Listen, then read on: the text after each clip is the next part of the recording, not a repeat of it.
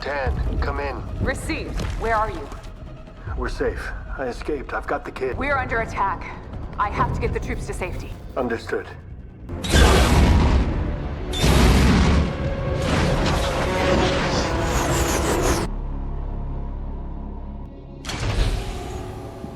Sir, the fighters and bombers have launched. But the Mandalorian has escaped. Shall we engage?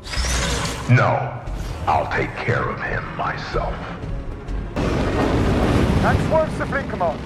The scouting party has been ambushed by Imperial remnants.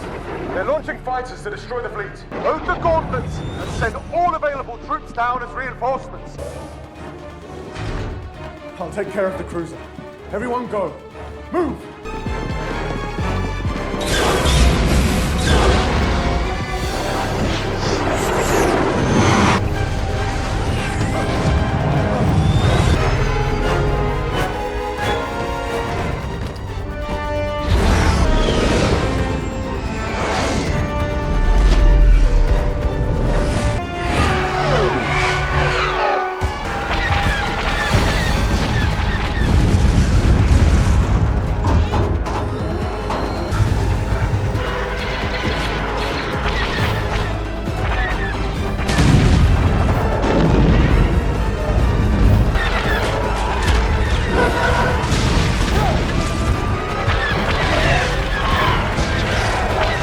R5.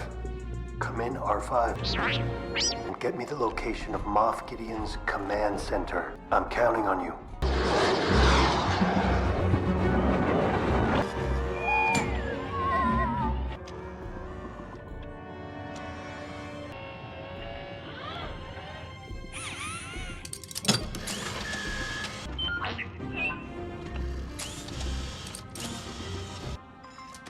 Got it.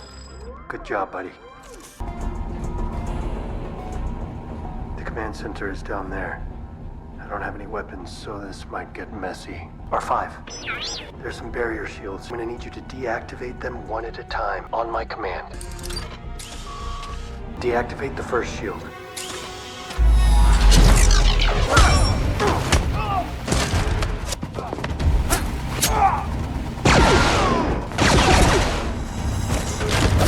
Next shield.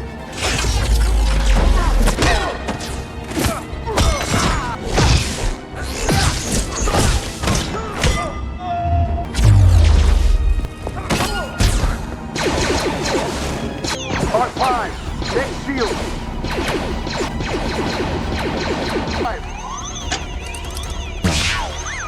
R5, next shield.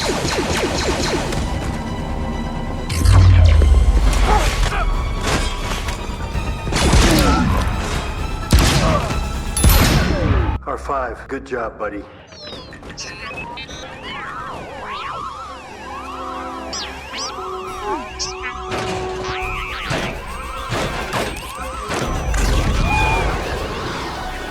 Bo-Katan Kryze was born into one of the most influential and noble families on the planet, Mandalore, the prestigious House Kryze.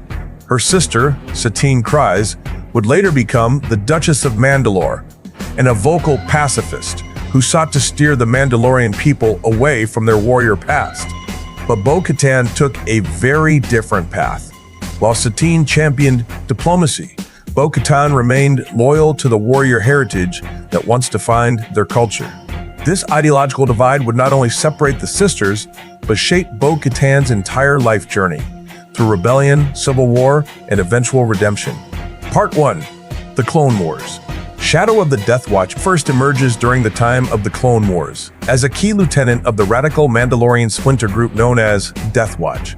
Led by Pre Vizsla, Death Watch sought to overthrow Satine's peaceful regime and restore Mandalore's martial legacy. Bo-Katan, fiercely proud of her warrior identity, found herself at odds with her sister's leadership and aligned with Death Watch's violent methods. However, this alliance took a dark turn when Pre Vizsla joined forces with Darth Maul and his brother, Savage Opress. Together, they formed the Shadow Collective and successfully took control of Mandalore. Pre Vizsla was soon betrayed and killed by Maul, who then claimed the Darksaber, an ancient Mandalorian weapon and symbol of leadership. This was the moment Bo-Katan realized the error of her allegiance. Though she opposed her sister's pacifism, she could not accept a foreign Sith Lord ruling Mandalore. She broke away from Maul's regime and formed the Night Owls, a loyalist resistance group committed to freeing Mandalore from Sith control. In a surprising turn of fate, Bo-Katan allied with Jedi Padawan Ahsoka Tano, who brought Republic forces to assist in what became known as the Siege of Mandalore. This brutal conflict ended with the capture of Darth Maul, but victory was short-lived. With the fall of the Republic came the rise of the Galactic Empire. Mandalore fell under Imperial occupation, and Bo-Katan refused to recognize a regime that once again imposed outside rule. The Darksaber and Civil War years passed. The Empire held Mandalore in its iron grip. Bo-Katan disappeared from the spotlight, operating in the shadows. Meanwhile, a new Mandalorian warrior emerged, Sabine Wren, a young woman from Clan Wren who fought alongside the Ghost Crew in Star Wars Rebels. Sabine would come into possession of the Darksaber, once again a key to Mandalore's future. Reluctantly, Bo-Katan accepted the Darksaber from Sabine. Though hesitant, she eventually agreed to unite the Mandalorian clans under her leadership. She declared herself Regent of Mandalore, intending to rally her people against the Empire. However, Imperial retaliation was swift and devastating. In what became known as the Night of a Thousand Tears, the Empire launched a catastrophic purge, destroying cities and slaughtering Mandalorians. Bo-Katan lost the Darksaber and fled into hiding.